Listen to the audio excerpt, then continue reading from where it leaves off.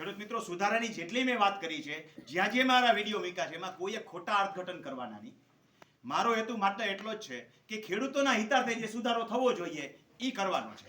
મેં કદી ક્યાંય એ કીધું નથી કે આ માણસ સારો છે, આ માણસ ખરાબ છે, આ સરકાર સારી છે કે આ સરકાર ખરાબ છે.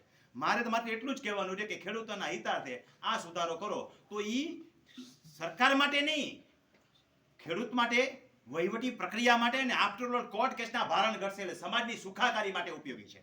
દાખલા તરીકે કોઈ પણ એક સુધારો લાવો તો પેલું હિત ખેડૂતોનું થાય છે. માપણી રિલેટેડનો સુધારો હોય તોય ભલે, કે પ્રક્રિયા રિલેટેડનો મેં સુધારો કીધો હોય તોય ભલે. આ રિપીટ નથી કરતો, બધા આગલા વિડીયોમાં કહેવાય ગયા છે. 22 મુદ્દા મેં કીધા છે. આમાંથી 2 મુદ્દાનો સુધારો કરો તો ફાયદો એક તો પેલા ખેડૂતને થયો. બીજો ફાયદો એ થયો કે રેવન્યુ કર્મચારી નવરા થયા. કારણ કે આ કેસ કજિયા જાય છે ક્યાં? રેવન્યુમાં. હવે રેવન્યુ કર્મચારી મેળો ભરાય, જોજો મામલતદાર પ્રાંતમાં મેળો ભરાય છે અને ફટાફટ કેસના નિકાલ કરવા પડે તોય થતા નથી. 6 મહિના સુધી એ હેરાન થાય છે ને ખેડૂતો હેરાન થાય છે. તો એ તો રેવન્યુ કર્મચારી એનો ટાઈમ બચશે તો પ્રજા કલ્યાણમાં બીજે કંઈક કામ કરી શકશે. અને ત્રીજા નંબરમાં ન્યાથી સંતોષ નથી તો કોર્ટ કેસના ભરાવા થાય છે તો કોર્ટ કેસ ઉપરનું ભારણ પણ ઘટશે. એટલે ક્યાંય પક્ષની વાત નથી, માત્ર ને માત્ર સમાજ અને રાષ્ટ્રના હિતની વાત છે એમ કહો તો હાલે. કારણ કે આખરે ખેડૂતોનું ભલું થયું તો આખા સમાજનું ભલું થયું.